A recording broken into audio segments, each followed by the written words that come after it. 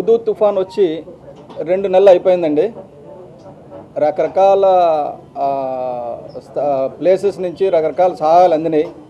ఎవరు కూడా ఒక్కరికి ఇల్లు రిస్టోర్ చేశామన్నది నా దగ్గర ఇన్ఫర్మేషన్ లేదండి. ఈ డబ్బు అంతా ఎక్కడికి పోతుంది, ఈ సహాయం అంతా ఎక్కడికి పోతుందో అర్థం కాని పరిస్థితి అయితే ఉంది.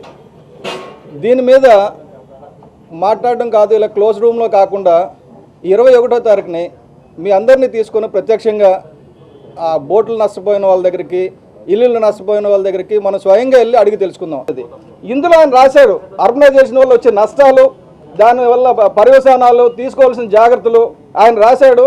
కాబట్టి ఆయనకు అప్పచెప్పారు ఆ బాధ్యత. కాంగ్రెస్ గవర్నమెంట్ వాళ్ళు అప్పచెప్తే ఇది తీసి ఆయన చెత్తబుట్లో పడేశారు. పడేసి ఈ బాధ్యతను ఎవరికి అప్పచెప్పారండి? కార్పొరేట్ కళాశాలలో ఉన్న నారాయణ గారికి అప్పచెప్పారు. ఏమో ఆయన ఎక్స్పర్ట్ దీంట్లో. దీని మీద ఉద్యమం ఎంత లెవెల్కైనా తీసుకెళ్తాం, వదిలే సమస్య లేదు. నేను ఆల్రెడీ రాజకీయాలకు సంబంధం లేకుండా ఒక 300 మంది దీని మీద ఫైట్ చేస్తున్న వాళ్ళు ఐడెంటిఫై చేసి వాళ్ళందరితో కరస్పాండెన్స్లో ఉన్నాను. వాళ్ళందరూ కూడా అగ్రీ అయ్యారు నాతో ముందుకు వచ్చి నేషనల్ గ్రీన్ ట్రిబ్యునల్ కానీ, హ్యూమన్ రైట్స్ కమిషన్ కానీ, సుప్రీంకోర్టుకు కానీ వెళ్ళి చేయడానికి.